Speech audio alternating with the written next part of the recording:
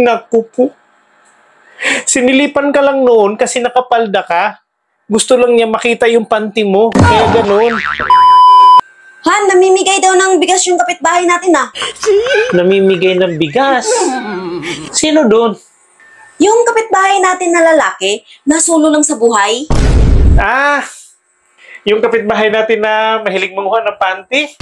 Oh, nanguha ba ng panty yun? Siguro. Yun yung chismis nila eh.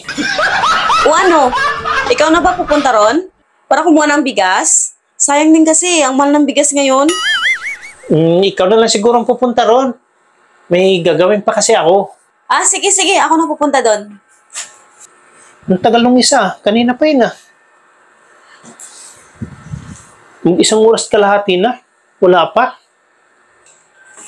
Oh, ba't ngayon ka lang? Bakit ang tagal mo kumuha ng bigas? May pila ba? Oo, kasi binigyan pa ako ng 5 kilong karne. Oh, lahat ba kayo binigyan? Hindi, ako lang ang binigyan. Eh, bakit ikaw lang? Ang dami niyong kumukuha ng bigas ah. Ah, may inutos pa kasi siya sa akin. Pinaakyat niya pa kasi ako sa puno. Pinakyat sa puno? Ba't kanya pinakyat sa puno? Eh, hindi pa naman tagbunga ng prutas ngayon ah.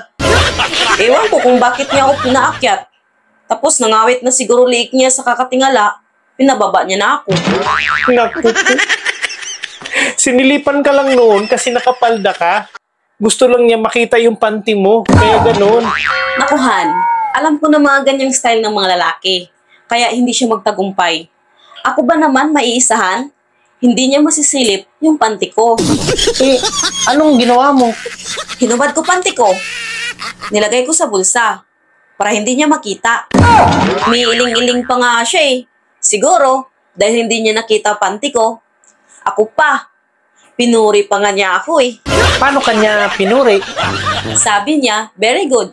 Sulit na sulit nga daw yung 5 kilong baka na binigay niya sa akin eh. Sobrang bait niya pala, no?